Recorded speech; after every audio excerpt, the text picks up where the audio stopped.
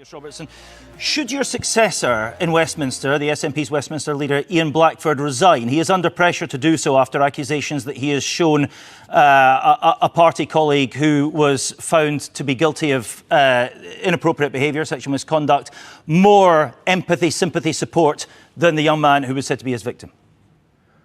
No, I don't. And having spoken to Ian Blackford in the past about this very testing situation, I know that he is very, very mindful of the person in question who was treated inappropriately. There must be pastoral care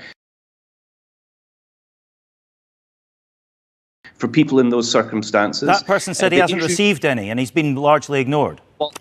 Well, I've said that everybody should be able to receive that, and it would not be appropriate for that not to have been offered. But I'd just make the point that in these very difficult situations, when one has an independent process that looks at what has been involved, on the one hand, absolutely, victims must come first.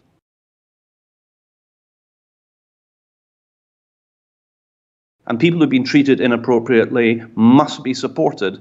But at the same time, 6 years to get to this stage. We've had an independent process that made a decision that the MP in question should be suspended for 2 days.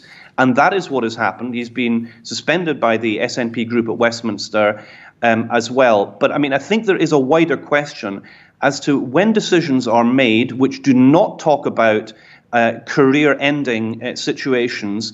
If that is conclusion is, then there has to be a way back for people while at the same time supporting people who have been treated inappropriately. And for that reason, I don't think that Ian Blackford should face the calls that he is, especially from political parties, throwing very large rocks while sitting in glass houses.